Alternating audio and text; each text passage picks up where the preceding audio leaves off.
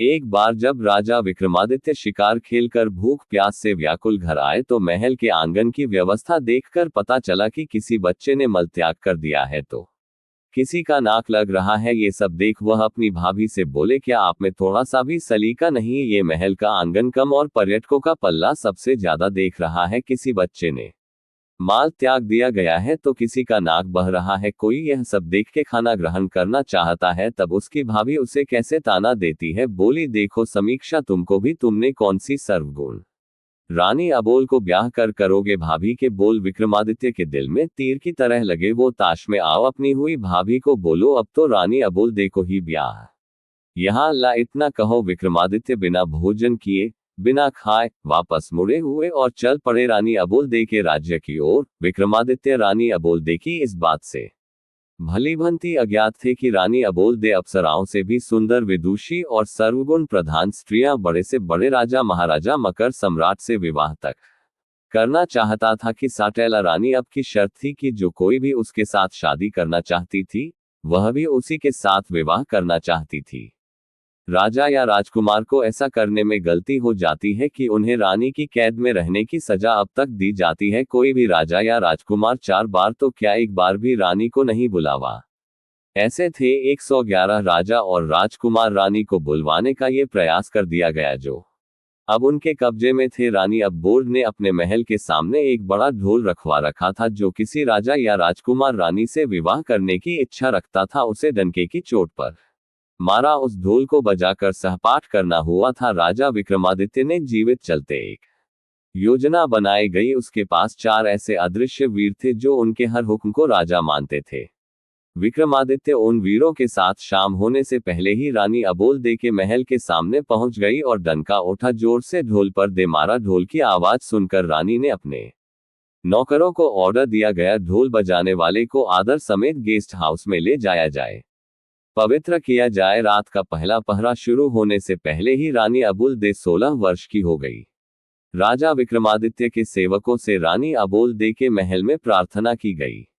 मैं चला गया और अपनी योजना के अनुसार अपने चारों ओर अदृश्य वीरों को उनके अति सूक्ष्मदर्शी रूप में अलग अलग जगह पर दिया गया। एक को रानी के पलंग के पास, दूसरे को रानी के मटके के पास, तीसरे को रानी की खिड़की के पास और चौथे को रानी के हार के पास दिया। और वह खुद भी रानी के साथ एक कांत की कुर्सी पर बैठे उन्होंने रानी से बातचीत करने का प्रयास किया गया। रानी अबोल ने कोई जवाब नहीं दिया। वो तो उनके सामने ऐसे बैठे जैसे कोई पत्थर की मूर्ति हो। तब राजा विक्रमादित्य ने रानी के पलंग की तरफ देखते हुए कहा, अरे भाई रानी के पलंग। रानी तो बोलेगी नहीं, अब तू ही कहेगा कुछ बात। जोकट नाइट राजा की बात सुन रानी के पलंग पर उसके वीर बोला, महाराज मेरे में इतना दिमाग है कि आप कुछ कह सुनेगे। हाँ, अगर आप कुछ सुनेगे तो फिर हुंकार जरूर भरेगे। राजा विक्रमादित्य बोले, ठीक है तो सुनो। एक राजा के लड़का की दोस्ती एक बनी के लड़के के साथ हो गई। बाल्यावस्था से ही दोनों साथ रहने लगे, साथ शिक्षा ग्रहण करते, साथ खेलते कूदते। दोनों की मित्रता इतनी गाढ़ी हो गई कि दोनों एक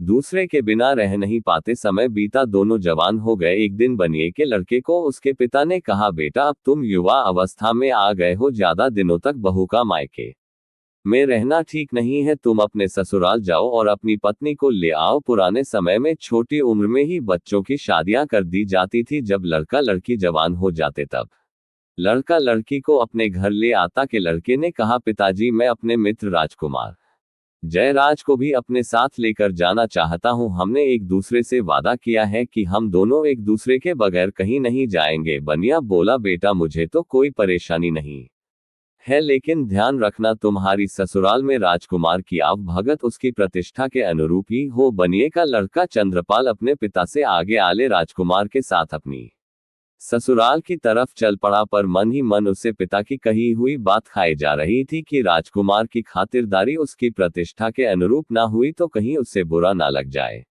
रास्ते में एक देवी का मंदिर पड़ता था। मान्यता थी कि वहां जो कोई कुछ भी मांगता उसकी मुराद पूरी हो जाती। बनिया और राजकुमार भी जब मंदिर के सामने पहुंचे तो वह भी मंदिर में देवी दर्शन के लिए चले गए। चंद्रपाल ने मन ही मन हाथ जोड़ देवी से प्रार्थना की, हे देवी मेरे लिए मेरे मित्र से बढ़कर कुछ भी नहीं है। मेरी ससुराल में उसकी आवभगत उसकी प्रतिष्ठा के अनुरूप ही हुई तो वापस लौटते समय मैं आपको अपना सिर भेंट कर दूंगा। दोनों चल पड़े और कुछ समय की यात्रा के बाद चंद्रपाल यानी बनिए के लड़के की ससुराल पहुंच गए। चंद्रपाल का ससुर अपने शहर का बहुत बड़ा जाना माना साहूकार था। उनके पास किसी चीज की कोई कमी नहीं थी। उन्होंने अपने दामाद और उसके मित्र की खूब अच्छे से खातिरदारी की और 15 दिनों तक उन्हें जाने नहीं दिया तथा बड़े मान सम्मान के साथ उनकी आवभगत की, जिससे चंद्रपाल और राजकुमार बहुत प्रभावित हुए।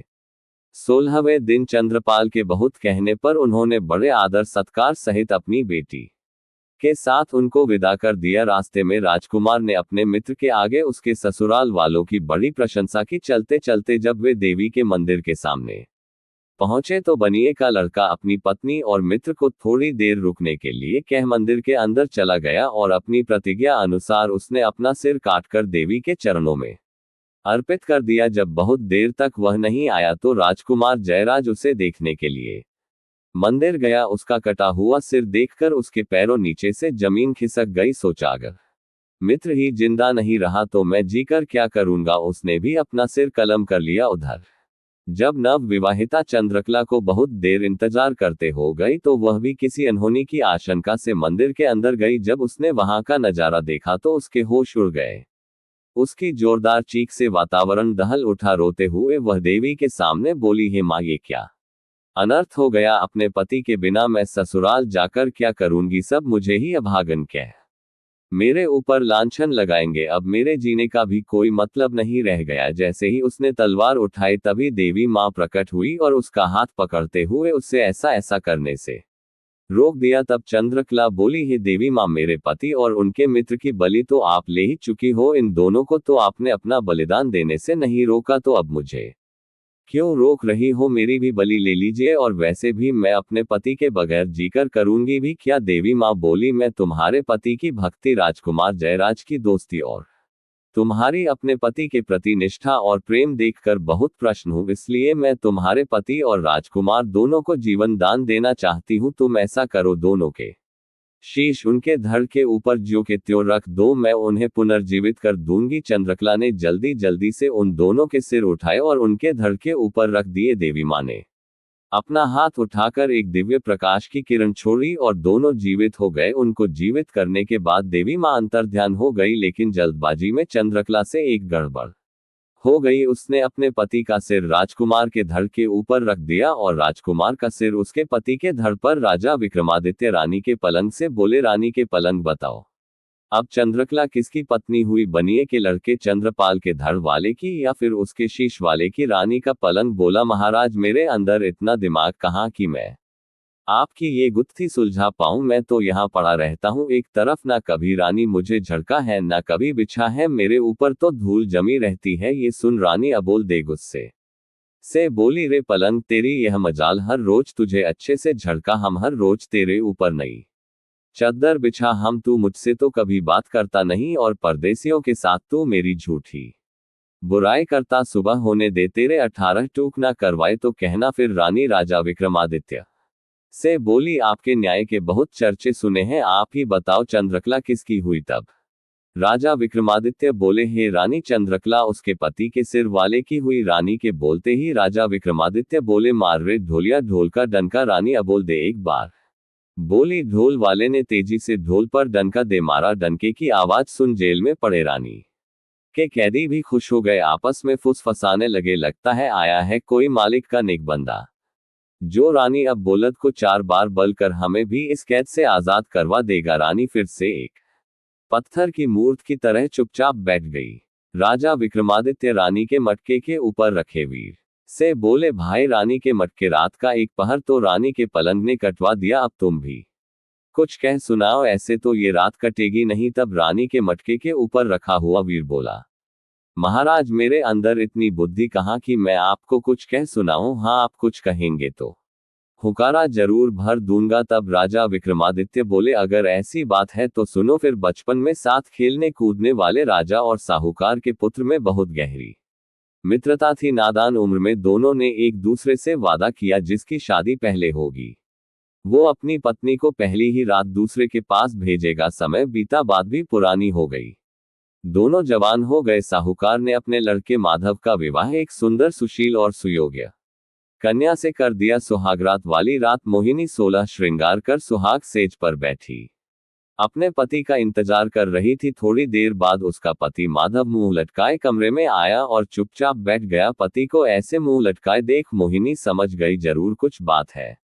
बोली, क्या बात है नाथ, क्या आप मुझसे नाराज हैं? क्या मैं आपको पसंद नहीं हूं? माधव बोला, नहीं प्रिय, ऐसी कोई बात नहीं है। मोहिनी बोली, फिर क्या बात है? क्या मेरे घर वालों ने लेन देन में कुछ कमी छोड़ दी या आपके परिवार वालों की अच्छे से आवभगत नहीं की? माधव बोला, नहीं नहीं, वो बात भी नहीं है। नव विवाहिता मोहिनी बोली, फिर ऐसी क्या बात है जो आप मुझे बताने में झिझक रहे हैं? मैंने आपसे विवाह किया है, मैं आपकी अर्धांगिनी हूं, आपका सुख दुख अब मेरा भी है, इसलिए आप मुझे अपने मन की बात बता सकते हैं। सकुचा हुए माधव धीरे से बोला, लड़कपन की नादानी में मैंने अपने मित्र राजकुमार हर्षवर्धन को एक वचन दिया था जिसे मैं ना तो तोड़ सकता हूं और ना ही निभा सकता हूं। मोहिनी बोली कि ऐसा क्या वचन दिया है आपने, आप मुझे बता सकते हैं? माधव ने कहा कि वचन ही कुछ ऐसा है जिसे मैं तुम्हें बताने में भी झिझक रहा हूं। मोहिनी बोली कि कैसा भी वचन हो आप मुझे निसंकोच बताएं, मैं भी आपका वचन निभाने में आपका पूरा साथ दूंगी। यदि इसके लिए मुझे अपनी जान भी देनी पड़े तो मैं हंसते हंसते दे दूंगी। माँ बोला कि हम दोनों मित्रों ने एक दूसरे को वचन दिया था कि जिसकी भी शादी पहले होगी वह अपनी सुहाग रात वाले दिन अपनी पत्नी को अपने मित्र के पास भेजेगा। अब यदि मैं वचन को तोड़ता हूं तो दोस्त के साथ दगा होगा और निभाता हूं तो तुम्हारी लाज जाती है जिसको बचाने का मैंने तुम्हें वचन दिया है। मोहिनी सारी बात सुन कुछ देर सोच में पड़ गई, फिर बोली कि हे नाथ, आप किसी बात की चिंता मत कीजिए, आप बस मुझे आज्ञा दीजिए, मैं आपका वचन भी निभा लूंगी और अपना धर्म भी बचा लूंगी। अपनी पत्नी मोहिनी की बात से माधव के मन का बोझ कुछ हल्का का हुआ। उसने मोहिनी को राजकुमार हर्षवर्धन के पास जाने की आज्ञा दे दी। मोहिनी 16 श्रृंगार किए हुए छम छम पायल बजाती राजकुमार हर्षवर्धन के महल की तरफ चल पड़ी। रास्ते में कुछ चोर घात लगाए बैठे थे। जब उन्होंने गहनों से लदी हुई औरत आती दिखाई दी तो उनकी आंखें चमक उठी। उन्होंने लूटने के इरादे से मोहिनी को रोक लिया और उसे धमकाते हुए बोले, चुपचाप अपने सारे गहने उतार कर हमें दे दो, नहीं तो हम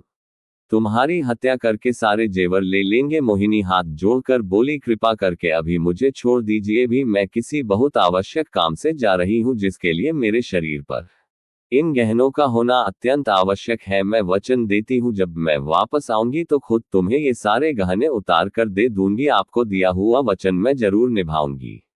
चोरों ने कुछ सोच विचार कर उसे जाने दिया। मोहिनी जल्दी ही राजकुमार हर्षवर्धन के महल की सीढ़ियां चढ़ती हुई उसके कक्ष के सामने पहुंच गई। मोहिनी जब अपनी पहली ही रात को किसी दूसरे आदमी के कमरे में जा रही थी, बस उसके मन में यही चल रहा था, कैसे भी करके अपनी पति का मान और अपनी लाज दोनों रखे। वो हर्षवर्धन के महल की सीढ़ियां चढ़ते हुए उसके कक्ष में पहुंच गई। राजकुमार हर्षवर्धन अपने कक्ष में अपने पलंग पर गहरी नींद में सो रहा था। मोहिनी ने उसके पैर का अंगूठा मरोड़ कर उसे उठाते हुए कहा, जागो कुंवर्सा जागो। राजकुमार हर्षवर्धन सकपका कर बैठा हो गया। अपने सामने 16 श्रृंगार किए किसी अप्सरा के समान सुंदर स्त्री को देखकर वह चौंक गया।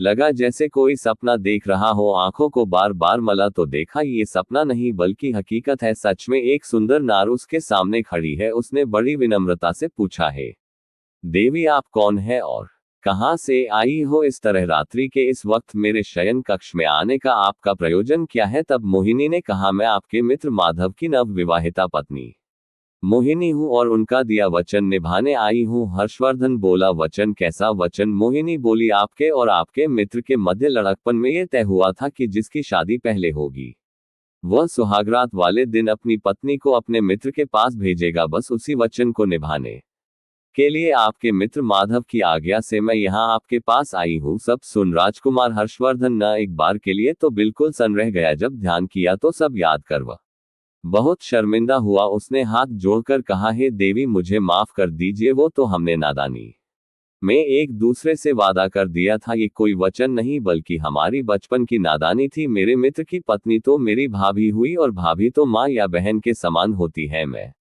अपने बचपन की नादानी पर बहुत शर्मिंदा हूं। मैं आज से ही आपको अपनी धर्म की बहन बनाता हूं। इतना कहकर राजकुमार हर्षवर्धन ने मोहिनी को चुनरी और हीरे मोतियों से भरा हुआ थाल देकर उसी समय में विदा कर दिया। मोहिनी वापस अपने घर की तरफ चल पड़ी। रास्ते में वही चोर उसका इंतजार कर रहे थे। उसकी पायल की आवाज सुनकर वे रुक गए कि कहीं वह अपने साथ सिपाहियों को तो नहीं लेकर आई है। जब उन्हें इस बात की तसल्ली हो गई कि वह अकेली ही है तो उन्होंने आपस में चर्चा करते हुए कहा, अरे भाई, यह औरत तो सच में अपने वचन की पक्की है। इतने में मोहिनी उनके पास पहुंच गई। उसने राजकुमार हर्षवर्धन का दिया हीरे मोतियों का थाल भी उन्हें देते हुए कहा कि यह भी रख लीजिए, ये भी आपके भाग्य में ही था। रुकिए, मैं अभी अपने सारे गहने उतार कर आपको देती हूँ। इतना कहकर वह अपने गहने उतारने लगी। चोरों के आश्चर्य की सीमा नहीं थी। उन्होंने उसे रोकते हुए कहा, जरा रुको, पहले तुम हमें ये बताओ कि तुम कहाँ गई थी और यह हीरे मोतियों से भरा हुआ थाल तुम्हें कहाँ से मिला। तब मोहिनी ने उनको अपनी पूरी कहानी विस्तार से बताई। सारी बात सुनने के पश्चात चोरों ने हाथ जोड़ते हुए कहा, हे देवी, आप धन्य हैं जो अपनी लाज की चिंता ना करके अपने पति का मान बचाने के लिए इतना बड़ा कदम उठाया। आप जैसी चरित्रवान स्त्री को तो हम भी अपनी बहन बनाना चाहते हैं। क्या आप हम जैसे पापियों को अपने भाई के रूप में स्वीकार करने का सम्मान देंगी। मोहिनी की स्वीकृति मिलने पर चोरों ने उसे हीरे जवाहरात से भरा हुआ थाल वापस कर दिया और साथ में लूटा हुआ धन भी दे दिया तथा सम्मान पूर्वक उसे उसके घर तक पहुंचा दिया। इतनी कहानी कहकर राजा विक्रमादित्य रानी के मटके से बोले, बताओ रानी के मटके किसका त्याग बड़ा है, चोरों का या राजकुमार हर्षवर्धन का। मटके के ऊपर रखा हुआ वीर बोला, महाराज, मेरे अंदर इतनी बुद्धि कहाँ कि मैं आपको ये बता सकूं किसका त्याग बड़ा या छोटा है। मैं तो एक साधारण मटका हूं जो ऐसे ही किसी कोने में पड़ा रहता है। ना तो मुझसे कोई पानी पीता है, ना कोई सफाई करता है और ना ही कोई मेरा नीर बदलता है। तो महाराज मुझे माफ करें, मैं आपकी यह पहेली नहीं सुलझा पाऊंगा। मटके की बात सुन रानी अब बोलत गुस्से से तिलमिला उठी और बोली, रे मटके, तेरी यह मजाल, हर रोज तेरी सफाई करूं, हर रोज तेरा नीर बदलूं। तू मुझसे तो कभी बात करता नहीं और परदेसियों के साथ तू मेरी झूठी बुराई करता है। सुबह होने दे, तेरे 18 टूक ना करवाए तो कहना फिर। रानी राजा विक्रमादित्य से बोली, आपके तो न्याय के बहुत चर्चे सुने हैं, आप ही बताओ किसका त्याग बड़ा है। विक्रमादित्य बोले, हे रानी, राजकुमार हर्षवर्धन तो एक राजा के पुत्र थे। उनके पास किसी चीज की कमी नहीं थी, ना धन की ना औरत की। एक थाल देने से उसका भला क्या कम होगा। पर चोरों ने ना केवल मोहिनी को लूटने से छोड़ दिया बल्कि साथ साथ अपना लूटा हुआ सर्वस्व धन भी उसे दे दिया। तो चोरों का त्याग राजकुमार हर्षवर्धन से बड़ा था। राजा विक्रमादित्य की बात से पूरी तरह सहमत हो रानी एक बार फिर से सतर्क होकर बैठ गई। राजा विक्रमादित्य ने मुस्कुराते हुए कहा, मार रे ढोलिया, ढोल को डंका। रानी अब बोलत दूसरी बार बोली। ढोल वाले ने तेजी से ढोल पर डंका दे मारा। रात के दूसरे पहर में दूसरी बार डंके की आवाज सुन जेल में पड़े रानी के कैदियों की खुशी का कोई ठिकाना नहीं था। उन्हें पक्का विश्वास हो गया था कि जो भी नेक आदमी अब की बार रानी के समक्ष बैठा है वह रानी को 4 बार बुलवा देगा और हमारी भी कैद छूट जाएगी। राजा विक्रमादित्य रानी की खिड़की के ऊपर रखे वीर से बोले कि हे रानी की खिड़की, रात के दोपहर तो रानी के पलंग और मटके ने कटवा दिए, अब तुम भी कुछ कह सुनाओ, ऐसे तो ये रात कटेगी नहीं। तब रानी की खिड़की के ऊपर रखा हुआ वीर बोला, महाराज, मेरे अंदर इतनी बुद्धि कहाँ कि मैं आपको कुछ कह सुनाऊं। हाँ, आप कुछ कहेंगे तो हुकारा जरूर भर दूंगा। तब राजा विक्रमादित्य बोले, अगर ऐसी बात है तो सुनो।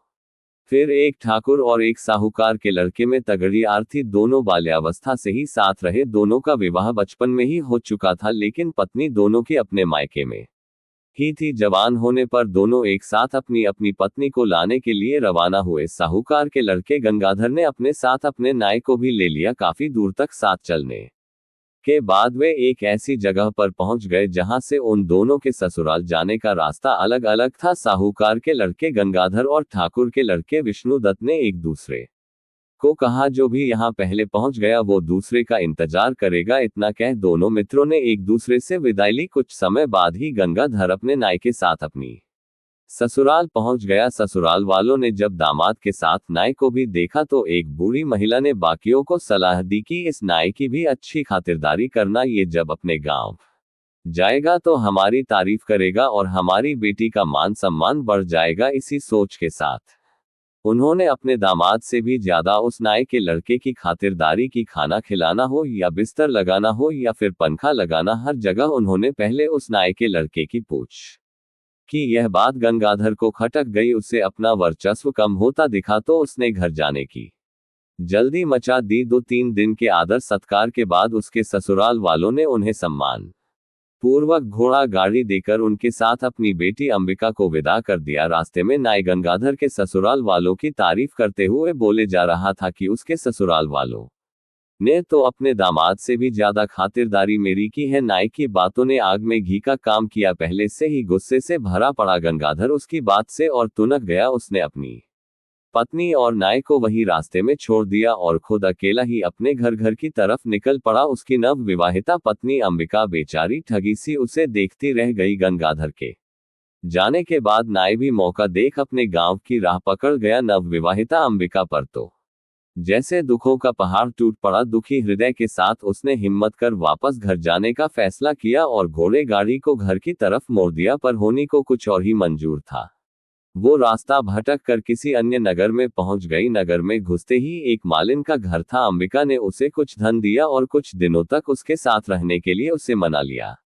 अंबिका मालिन के साथ उसके घर पर ही रहने लगी। वह मालिन वहां के राजा को फूलों की माला बनाकर पहुंचाया करती। अब अंबिका भी इस काम में उसकी मदद करने लगी। मालिन बगीचे से फूल चुन चुन कर लाती और अंबिका उनसे बहुत ही सुंदर और अलग तरह की मालाएं और गुलदस्ते बना देती, जिन्हें मालिन राजमहल तक पहुंचा देती। एक दिन राजा ने मालिन से पूछा कि आजकल तुम बहुत सुंदर और मनमोहक कारीगरी के गुलदस्ते और मालाएं बना लाती हो। इतनी सुंदर कारीगरी तो तुम नहीं कर सकती, तो ये गुलदस्ते और मालाएं कौन बनाता है? मालिन बोली कि महाराज, मेरे घर पर कुछ दिनों से एक स्त्री आकर ठहरी हुई है। वह बहुत ही गुणवान है। वही रोज इतने सुंदर गुलदस्ते और मालाएं बनाती है। मालिन की बात सुन राजा ने मन ही मन सोचा, जो इतनी सुंदर मालाएं और गुलदस्ते बनाती है वह खुद कितनी सुंदर होगी। यह बात मन में आते ही उसके अंदर वासना का खोट पैदा हो गया। 50 साल का वासना से लिप्त राजा मालिन से बोला, तुम अभी अपने घर जाओ और उस स्त्री को मेरे सामने हाजिर करो। मालिन अंबिका के पास गई और उसे राजा भानु प्रताप का हुक्म सुनाया। अंबिका ने ये कहते हुए मना कर दिया कि मेरा राजा के पास क्या काम, पर मालिन थोड़े ही ना राजा के हुक्म को फेर सकती थी। वो कह सुनकर विनती करके अंबिका को राजमहल ले गई। जब राजा ने अंबिका के रूप और सौंदर्य को देखा तो वह उस पर मोहित हो गया। उसकी कोई भी रानी इतनी सुंदर और गुणवान नहीं थी। राजा ने तुरंत अंबिका को अपने महल में भिजवाने का हुक्म दे दिया। अंबिका ने विनती करते हुए राजा से कहा, हे राजन, आप तो इस नगर के मालिक हो, इस नाते से आप तो मेरे पिता के समान हुए, फिर आप मुझे अपने महल में कैसे रख सकते हैं? राजा भानु प्रताप बोला, तुम हमारे नगर की नहीं हो, इसीलिए हम तुम्हारे पिता नहीं हो सकते। तुम्हें हमारे महल में रहना ही पड़ेगा। जब बहुत समझाने पर भी राजा भानु प्रताप नहीं माना तो अंबिका ने कहा कि महाराज, मैं एक विवाहिता हूं, मेरे पति ने मेरा त्याग कर दिया था। एक विवाहिता स्त्री के साथ रहने से आपको भी पाप लगेगा। आप मुझे 6 माह का समय दे दीजिए। यदि इस बीच मेरा पति मुझे लेने नहीं आया तो मैं अपने आप को अविवाहित ही समझूंगी और आपके महल में आ जाऊंगी। यह सुनकर राजा ने उसे 6 माह का समय दे तो दिया, लेकिन उसे नगर के बाहर एक एकांत महल में नजरबंद कर दिया। अंबिका रोज महल के झरोखे से मार्ग पर देखती रहती कि कभी कोई भूलने से ही उसके मायके या ससुराल से उस ओर आ जाए तो वह उसके साथ अपने हाल का संदेश भिजवा सके। उधर ठाकुर विष्णु दत्त अपनी पत्नी के साथ तय की हुई जगह पर अपने दोस्त का इंतजार कर रहा था। जब गंगाधर अपनी पत्नी का परित्याग करके अकेला ही उधर पहुंचा तो उसे अकेले आते देख विष्णु दत्त बोला, अरे मित्र, तुम अकेले कैसे चले आ रहे हो? मेरी भाभी को कहाँ छोड़ आए? तब गंगाधर ने उसे सारा वाक्य कह सुनाया। सब सुन गुस्से से विष्णु दत्त उसे धिक्कार हुए बोला, धिक्कार है मित्र, किसी और के अपराध का दंड तुमने अपनी निर्दोष पत्नी को दे दिया। यदि उसके घर वालों ने तुम्हारे न्याय की खातिर तुमसे ज्यादा कर दी तो इसमें भाभी का क्या दोष था? इतनी सी बात पर क्या कोई अपनी पत्नी को छोड़ देता है? हमें अभी वापस चलकर भाभी को ले आना चाहिए। गंगाधर ने विष्णु दत्त की बात मान ली। विष्णु दत्त ने अपनी पत्नी को पास ही एक गांव में ठहरा दिया और स्वयं गंगाधर के साथ उसकी पत्नी अंबिका को लाने के लिए निकल पड़ा। गंगाधर ने अपनी ससुराल में लोगों से पता किया तो उसे मालूम हुआ कि उसकी पत्नी अपने मायके नहीं पहुंची थी। ससुराल में ना जाकर वो वहीं से विष्णु दत्त के साथ अंबिका की तलाश में निकल पड़ा।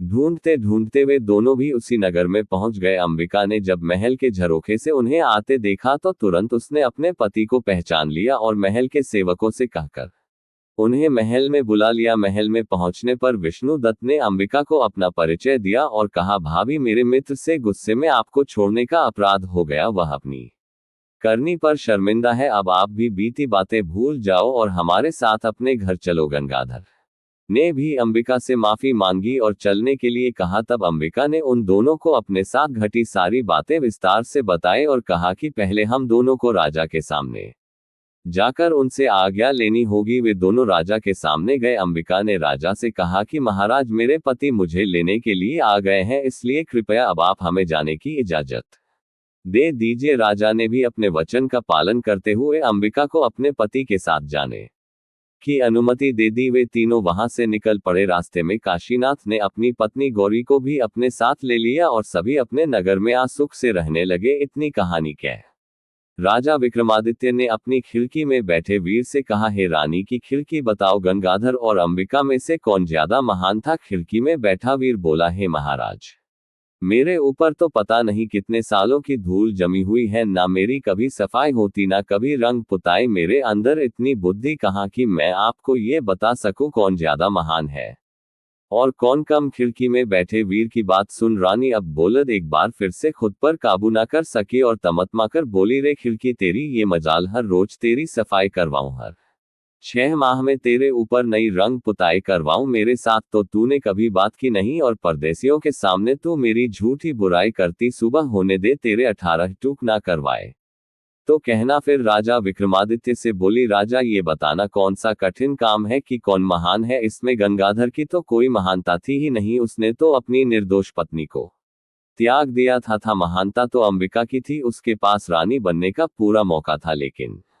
फिर भी वह अपने पतिव्रत धर्म पर अडिग रही और उसने अपना धर्म नहीं छोड़ा। ऐसी स्त्री तो महान ही नहीं बल्कि पूजने लायक है। राजा विक्रमादित्य ने शरारती मुस्कान के साथ रानी की तरफ देखते हुए कहा, आपने बिल्कुल सही कहा रानी, मैं तो आपका कायल हो गया। फिर राजा विक्रमादित्य ने ढोल वाले से कहा, मार रे ढोलिया, ढोल को डंका रानियां बोल दे। तीसरी बार बोली। ढोल वाले ने तेजी से ढोल पर डंका दे मारा। तीसरे डंके की आवाज सुन रानी की कैद में पड़े कैदी खुशी से नाचने गाने लगे। उन्हें पूरा यकीन हो चला था कि उनकी आजादी के बीच अब बस एक पहर और है। इधर रानी अब बोलत भी अब की बार पूरी सजग होकर बैठ गई। उसने मन में निश्चय कर लिया कि अब चाहे कुछ भी हो जाए वो चौथी बार नहीं बोलेगी। विक्रमादित्य बोले, भाई, रानी के हार रात के 3 पहर तो बड़े आराम से कट गए, अब तू भी कुछ सुना जिससे यह आखिरी पहर भी कट जाए। रानी का हार बोला, महाराज, मेरे अंदर इतनी बुद्धि नहीं कि मैं आपको कुछ कह सुनाऊं। हाँ, हुकारा जरूर भर लूंगा। राजा बोला, ठीक है। 4 दोस्त थे, उनमें एक ब्राह्मण, एक खाती, एक दर्जी और एक सुनार था। एक दिन चारों सलाह मशवरा कर धन कमाने के लिए परदेश चल पड़े। चलते चलते जब शाम हो गई तो वह सब एक जगह ठहर गए। उन्होंने रात को वहीं रुकने का फैसला किया। तय हुआ कि इलाका सुनसान होने के कारण रात के 4 पहरों में बारी बारी सब पहरा देंगे। सबसे पहले पहरा देने का नंबर आया खाती के लड़के का। तीनों सो गए और वह पहरा देने के लिए बैठ गया। बैठे बैठे उसे पास में पड़ा एक बड़ा सा लकड़ी का टुकड़ा दिखाई दिया। सोचा, क्यों ना कुछ कारिस्तानी की जाए, नींद भी दूर हो जाएगी। उसने अपने औजार निकाले और उस बड़े से लकड़ी के टुकड़े को संवारने लगा। रात का पहला पहर खत्म होते होते उसने उस लकड़ी के टुकड़े को तराश कर एक सुंदर स्त्री का पुतला बना खड़ा कर दिया और दर्जी के लड़के को उठाकर खुद सो गया। जब दर्जी का लड़का बैठकर पहरेदारी करने लगा तभी उसे प्रतीत हुआ कि सामने कोई खड़ा हुआ है। पास जाकर देखा तो एक कांट का पुतला है। पुतले को देख मन ही मन खुद से कहा, क्या खूब कारीगरी की है खाती के लड़के ने, पर मैं भी किसी से कम नहीं। उसने भी अपने सामान से वह वस्त्र और सुई धागा निकाला और लग गया। रात का दूसरा पहर खत्म होते होते उसने एक सुंदर सी वेशभूषा बनाकर उस स्त्री के पुतले को वो पोशाक और चूड़ियां पहना दी। अब पहरेदारी की बारी थी सुनार के लड़के की, तो वो उसे जगाकर सो गया। नींद तोड़ने के लिए सुनार ने ठंडे पानी से मुंह धोया और बैठकर पहरेदारी करने लग गया। तभी उसकी नजर सामने खड़ी स्त्री पर गई तो वह भौचक्का रह गया। सोचा, इतनी रात जंगल में स्त्री कहां से आई? उसने उसे आवाज दी पर कोई उत्तर नहीं मिला। जिज्ञासा वश उठकर पास गया तो देखा वो कोई स्त्री नहीं बल्कि एक पुतला है। सुनार को समझते देर ना लगी कि यह खाती और दर्जी की करामात है। खुद से कहा, मैं भी किसी से कम नहीं। उसने भी अपने औजार निकाले और लग गया। तीसरा पहर खत्म होते होते उसने उस पुतले को सुंदर सुंदर आभूषण बनाकर पहना दिए। अब बारी थी ब्राह्मण के लड़के की, तो सुनार उसको जगाकर सो गया। अब जब ब्राह्मण पहरेदारी करने लगा तो उसकी भी नजर उस पुतले पर गई। वो भी सोच में पड़ गया, इतनी रात को इस जंगल बियाबान में यह नारी कहाँ से आई। वो भी उस स्त्री रूपी पुतले के पास जाकर उसे देखने लगा। सब समझते उसे भी देर ना लगी, मन ही मन बोला, वाह क्या खूब कारीगरी की है सबने, लगता है सब मिलकर मेरी परीक्षा लेना चाहते हैं। उसने भी अपना तंत्र मंत्र का सामान निकाला और रात का चौथा पहर खत्म होते होते अपनी तंत्र मंत्र विद्या से उस काठ के पुतले में प्राण डाल दिए। वो काठ का पुतला अब एक सुंदर युवती बन चुकी थी। तब तक सुबह हो गई, बाकी तीनों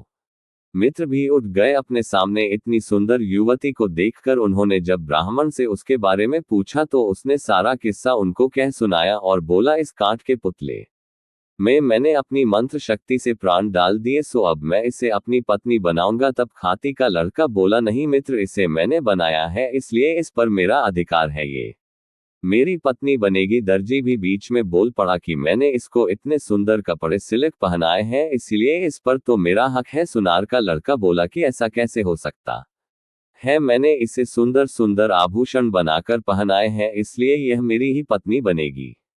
खूबसूरत नारी के लिए चारों पुरुष आपस में झगड़ा करने लगे। इतनी कहानी सुनाने के बाद राजा विक्रमादित्य ने हार से कहा, बताओ भाई रानी के हार उस स्त्री पर सबसे ज्यादा हक किसका हुआ। रानी के हार के ऊपर बैठा हुआ वीर बोला, महाराज मैं तो रानी का एक तुच्छ सहार हूं, जिसे रानी ने मन किया तो पहन लिया, नहीं तो फेंक दिया। मेरे अंदर इतनी बुद्धि नहीं कि मैं आपको ये बता सकूं कि उस युवती पर किसका हक ज्यादा है। हार पर बैठे वीर की बात सुन रानी अबोलदे को गुस्सा तो बहुत आया, पर वह अपने गुस्से को पी गई और कुछ भी ना बोली। जब विक्रमादित्य ने देखा कि रानी तो कुछ बोली ही नहीं और रात का चौथा पहर खत्म होने में बस कुछ ही समय बाकी है, कुछ सोचते हुए वे बोले, सुनो, रानी के हार उस युवती पर सबसे ज्यादा हक उस ब्राह्मण के लड़के का है, जिसने उस पुतले में प्राण डालकर उसे जीवित किया। राजा की बात सुन रानी के हार पर बैठा वीर तुरंत बोल पड़ा, क्या बात है राजन, क्या खूब न्याय किया है, आपकी तो जय जयकार होनी चाहिए। हार में बैठा वीर बोला, बोलो राजा विक्रमादित्य की जय। बाकी के तीनों वीर भी राजा विक्रमादित्य की जय जयकार करने लगे। राजा विक्रमादित्य की जय, वाह क्या न न्याय किया है। इतना सुनते ही गुस्से को दबाए बैठी रानी अबोलदे फट पड़ी और बोली, इस गलत न्याय पर कैसी जय जयकार। राजा विक्रमादित्य, तुम तो बड़े न्यायप्रिय बने फिरते हो, लानत है तुम्हारे ऐसे न्याय पर। पता नहीं तुम्हारा यह न्याय कैसे इस जग में प्रसिद्ध हो गया, ये न्याय पूरी तरह से धर्म विरुद्ध है। आगे रानी अल्दे बोली, ब्राह्मण ने उस पुतले में प्राण डाले थे, अर्थात एक तरह से उसने उसे जन्म दिया। इस तरह से तो वह उसका पिता हुआ, तो एक पिता अपनी पुत्री से विवाह करें, इससे बड़ा नीच कर्म और क्या हो सकता है। धर्म के अनुसार कोई भी स्त्री केवल उसी की पत्नी हो सकती है जो उसको चूड़ियां पहना है, और पुतली को चूड़ियां दर्जी के लड़के ने पहनाई थी, तो धर्मानुसार वो युवती उसी की पत्नी हुई। रानी की सारी बात सुन राजा विक्रमादित्य ने शरारत से हंसते हुए रानी अबोलदे की तरफ देखते हुए कहा, वाह वाह बहुत खूब रानी, आपने तो बिल्कुल धर्मोचित न्याय किया है। उस युवती का पति वो दर्जी ही हो सकता है, और माफ करें रानी साहिबा, आप 4 बार बोल चुकी हैं, तो आपका पति तो केवल मैं ही हो सकता हूं। अब तो बस चलने की तैयारी करो। राजा विक्रमादित्य की बात सुन रानी अबोलद ने शर्मा कर अपनी आंखें झुका ली। राजा विक्रमादित्य हर्षों सहित हो बोला, मार रे ढोलिया, ढोल को डंका। रानी अबोलद चौथी बार बोली, ढोलिया ने डंका उठा, ढोल पर दे मारा। रानी अबोलद ने वायदे के अनुसार उसकी कैद में बंद सभी राजाओं और राजकुमारों को सम्मान सहित उनका राजपाट लौटा हुए उनको मुक्त कर दिया। बड़े धूमधाम से रानी अबोलदे की शादी राजा विक्रमादित्य के साथ हो गई। राजा विक्रमादित्य जब रानी अबोलदे को ले उज्जैन नगर पहुंचे तो उनको ताना देने वाली भाभी ने भी उनको अभिवादन देते हुए कहा, मान गए देवर सा, जो आपने कहा था वो कर दिखाया। कहानी का निष्कर्ष जानने से पहले कमेंट करके कहानी कैसी लगी और अगली कहानी किस टॉपिक पर सुनना चाहोगे जरूर बताएं। निष्कर्ष, जीवन में सत्य, न्याय और धर्म का पालन सबसे महत्वपूर्ण होता है। जब चारों पात्र अपनी अपनी इच्छाओं और स्वार्थों के अनुसार कार्य करते हैं तो उनका संघर्ष अंततः उनके भीतर के सही और गलत के बोध को उजागर करता है। राजा विआदित्य की न्यायप्रियता और रानी अबोलदे का धर्म के प्रति अडिग विश्वास दर्शाता है कि सही रास्ता चुनने के लिए आत्मसंवेदनशीलता और विवेक आवश्यक है। ये कहानी यह भी सिखाती है कि किसी भी परिस्थिति में ईमानदारी, प्यार और समझौते के जरिए ही हम अपने जीवन को संतुलित और आध्यात्मिक रूप से पूर्ण बना सकते हैं। भगवान का न्याय हमेशा सही होता है और आत्मिक शांति पाने के लिए हमें अपने कर्मों और विचारों को शुद्ध करना चाहिए। कहानी में अंत तक जुड़े रहने के लिए आप सबका तहे दिल से धन्यवाद।